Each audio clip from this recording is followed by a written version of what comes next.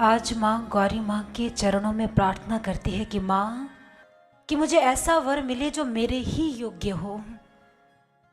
माँ मन ही मन माँ के चरणों में प्रार्थना कर रही है। जैसे ही प्रार्थना को संपन्न किया और उधर सखी जो कि वाटिका का भ्रमण कर रही है, अचानक ही सखी की दृष्टि प्रभु श्री राम और लखन जी पर पड़ गई। जैसे ही राम जी को देखा, मन गदगद हो उठा और बड़ी तीव्र गति से भागी चली आ रही हैं। देखा कि जानकी जी ने अपना समापन किया है पूजन का। उसी समय आकर कहने लगी, जानकी जी एक बात कहूं, जिन राजकुमारों ने सबका मन मोह लिया है, जिनकी हर एक की जुबान पर केवल उनका ही नाम है, आओ आओ मैं आपको उन्हीं राजकुमारों का दीदार करवाती हूँ, आओ मैं तुम्हें राम का दर्शन करवाती हूँ। श्री जानकी जी कहने लगी, राम, आज से पहले तो हमने यह नाम सुना ही नहीं। अरे सुनोगी भी कहाँ से? अरे बातों में समय मत गवाओ, आओ जो समस्त नगरी को मोहने वाले हैं, आज मैं तुम्हें उनका दीदार करवाती हूँ, उनका दर्शन करवाती हूँ। आज सखी श्री जानकी जी के हाथ को पकड़कर जल्दी से वाटिका में लेकर जाना चाहती है कि मैं तुम्हें राम का दर्शन करवाती हूँ, राम का दर्शन। यहां पर सखी गुरु की भूमिका को अदा कर रही है, एक प्रतीक है गुरु के रूप में। किस प्रकार? जैसे पहले भी कहा, परमात्मा पाना चाहते हैं, परंतु जानकी जी अपने आप कैसे प्रभु श्री राम जी को देख लेती? चाहे चाह भी होती, इच्छा भी होती, कहीं ना कहीं से सुना था दो सुंदर राजकुमार आए हैं, राम आए हैं, तो कैसे देखती? सखी एक माध्यम बनी, और जो माध्यम बनी वही प्रभु श्री राम तक लेकर गई। ठीक इसी प्रकार बाबा कहते हैं ये भी एक गुरु की भूमिका अदा करती है।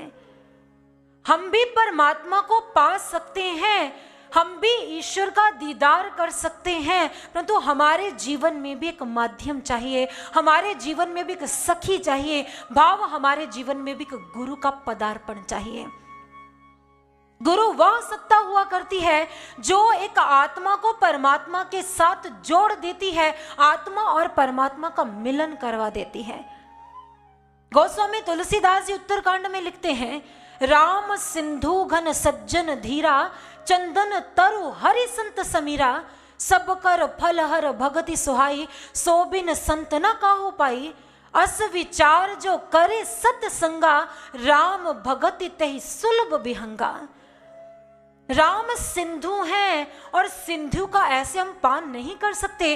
पान करना है तो मेघों के रूप में बरसेगा, फिर पान कर पाएंगे। ठीक है, इसी प्रकार चंदन की खुशबू हम कैसे लेंगे जब तक समीर ही नहीं है? हवा होगी तभी ही चंदन की खुशबू को ग्रहण किया जा सकता है। ठीक इसी प्रकार अगर परमात्मा को पाना है तो आपके जीवन में एक संत के आगमन का होना बहुत जरूरी है।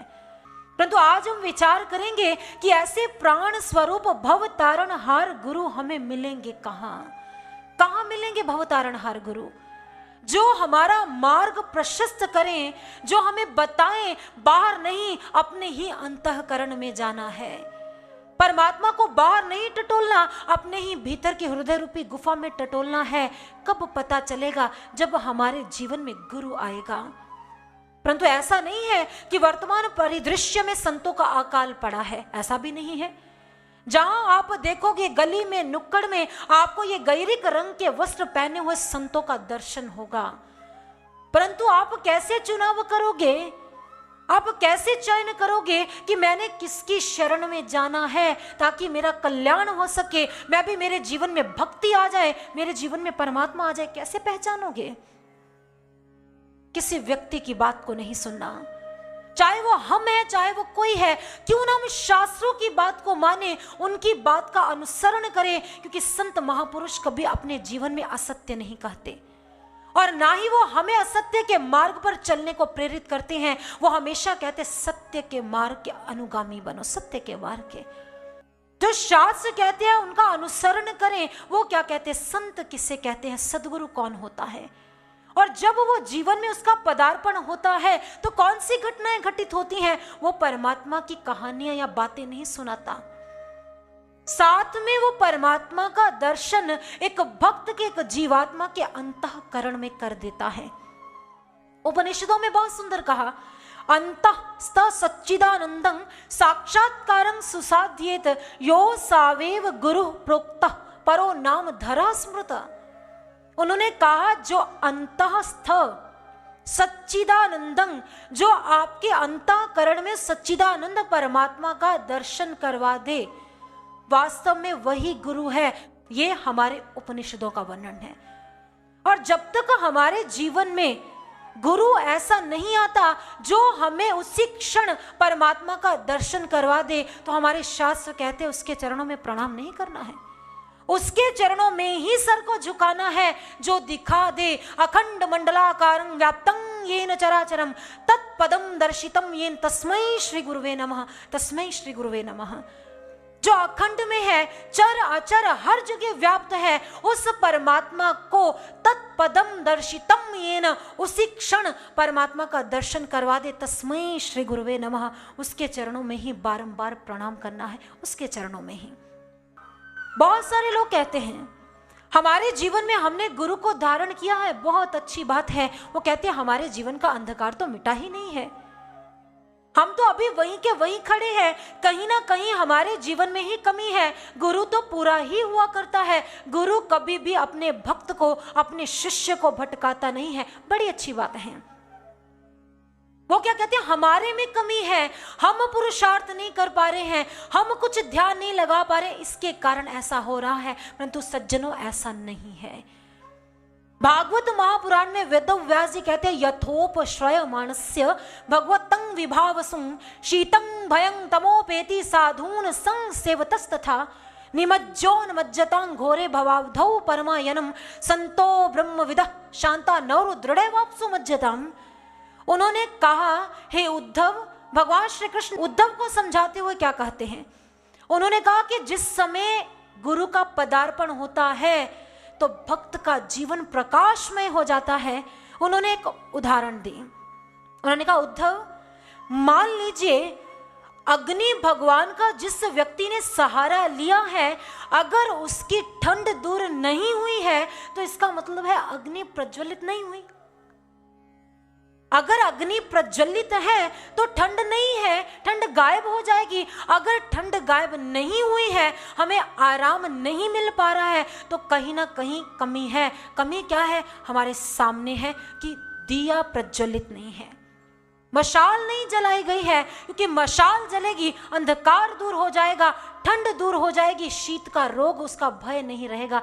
ठीक इसी प्रकार जो हमें भय है, हम भव से पार कैसे होंगे, हमारा कल्याण कैसे होगा? उन्होंने कहा, गुरु एक नौका है और इस नौका पर सवार हो जाओगे तो कभी भी डूबना नहीं पड़ेगा, तर जाओगे, भव से पार हो जाओगे। पार होने के लिए ये एक तरीका है, परंतु जब तक हम इस तरीके से, इस माध्यम से गुजरते नहीं हैं, परमात्मा नहीं मिलेगा। कहते परमात्मा, आपके मुख से नई ही बात सुनने को मिली है। परमात्मा, अरे आज तक परमात्मा किसने देखा? परमात्मा को पाना बहुत बड़ी बात है, बहुत बड़ी बात। कई संत महापुरुषों ने बड़ी कठोर तपस्या की होगी, बड़ा तप किया होगा, दान व्रत किए होंगे, तब जाकर ईश्वर साक्षात्कार हुआ होगा। अरे ईश्वर साक्षात्कार कोई बच्चों का खेल नहीं है। और जिस समय कोई शिष्य आकर कहता है, अरे आपने भी गैरिक रंग के वस्त्र पहने हैं, शास्त्र कहते हैं परमात्मा देखा जाता है, आप भी हमें ईश्वर का दीदार करवाइए, तो आगे से जवाब मिलता है ईश्वर दर्शन। अरे अभी नर्सरी में एडमिशन लिया और पीएचडी की बातें करते हो, अरे कर्मों का इतना पहाड़ है, पहले उसे तो लांघ जाओ। अरे ईश्वर दर्शन बच्चों का खेल नहीं हो सकता, ये आसान नहीं है, ये बड़ी कठिन परीक्षाएं देनी पड़ती है, फिर ईश्वर दर्शन होता है। कौन कहता है बड़ी कठिन परीक्षाएं देनी पड़ती है? दादू दयाल जी से पूछिए, उन्होंने कहा, सतगुरु मिले तो पाइए भक्ति मुक्ति भंडार, दादू सहजे कीजिए साहिब का दीदार। हमारे सारे प्रश्नों का समाधान मिल गया, सारे प्रश्नों का। उन्होंने कहा, सतगुरु मिले तो पाइए, क्या मिलता है? भक्ति मुक्ति, इसके भंडार खुल जाते हैं, और दादू सहजे, सहज में दीदार करता है। एक जीवात्मा, एक भक्त सहज में इस परमात्मा का दर्शन कर लेता है। सहज किसे कहते हैं? हमें कोई चीज मिल गई जिसके लिए हमें कोई पुरुषार्थ नहीं करना पड़ा, कोई मेहनत नहीं करनी पड़ी। अचानक मान लीजिए मैं आपको एक हीरा देती हूँ, आपको हीरा आपके हाथ में थमाती हूँ, मैं कहती हूँ ये लीजिए, आप हीरा ले लीजिए। आप कहोगे अरे मुझे तो पुरुषार्थ करना ही नहीं पड़ा, बड़ी सहज तरीके से मुझे हीरा मिल गया, बड़ी सौगम्यता के साथ, कुछ मेहनत नहीं करनी पड़ी। यही कहते हैं ना, सहज ऐसा ही होता है, सहज ऐसा नहीं होता बड़ा मेहनत करनी पड़ती है। उन्होंने कहा सहजे कीजिए साहिब का दीदार। मैंने बड़े सहज में, जब गुरु आता है तो दीदार हो जाता है। और जब तक हमें दीदार नहीं हुआ, इसका मतलब है सहज में दीदार नहीं है, तो कहीं ना कहीं कमी है। शास्त्र कहते हैं कमी वही है कि अभी गुरु का पदार्पण नहीं हुआ। इसीलिए ब्रह्मानंद जी कहते हैं जब तक ऐसे गुरु का आगमन आपके जीवन में नहीं होगा, कौन आपको धर्म की बाट दिखाएगा, कौन आपको सत्य का मार्ग बताएगा। ऐसे पूर्ण गुरु का होना हमारे जीवन में जरूरी है, क्योंकि ऐसे गुरु के बिना हमें रास्ता कोई नहीं दिखा सकता। क्योंकि हम संसार में देखे भटक ही तो रहे हैं, वहां चले जाते हैं, वो हमें कहते हैं ये करो आपको परमात्मा मिल जाएगा, वहां जाते वो कहते मंत्र माला जप लो परमात्मा मिल जाएगा, परंतु रास्ता कौन दिखाएगा, बाट। इसीलिए कबीर जी बहुत सुंदर कहते हैं कि गुरु के बिना आपको कोई बाट नहीं दिखा सकता। और वे अपनी रचना में क्या कहते हैं, गुरु की महिमा में उन्होंने क्या कहा, आइए हम उन्हीं की रचना के माध्यम से सुनते हैं। आइए। गुरु बिन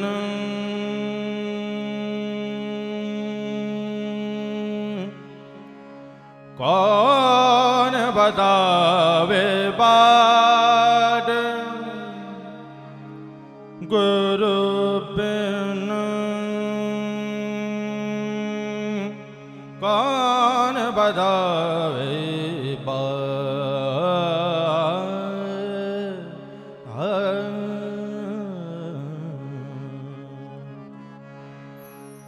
गुरु बिन कौन बतावे बाट, गुरु बिन कौन बतावे बाट, गुरु बिन कौन बतावे बाट।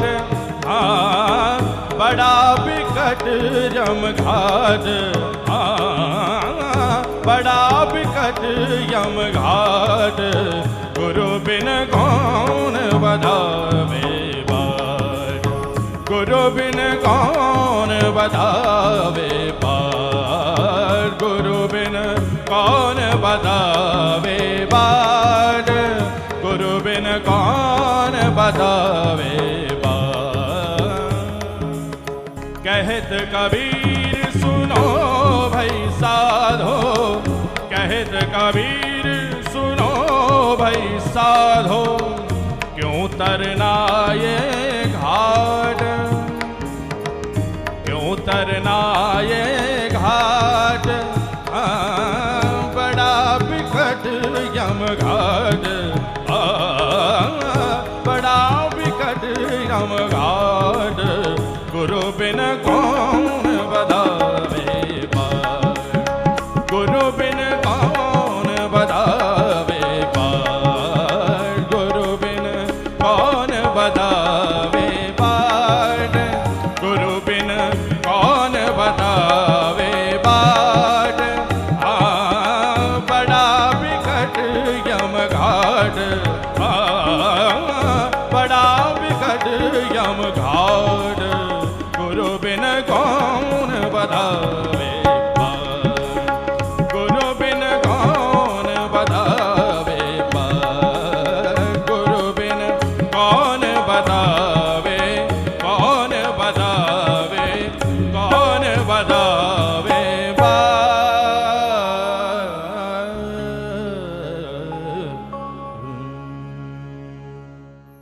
अधिक जानकारी हेतु संपर्क करें दिव्य ज्योति जागृति संस्थान, plot number 3, pocket OCF, Parwana road, Pitampura extension, Delhi 110034। Log on करें www.djjs.org। हमारा ईमेल आईडी है katha@djjs.org।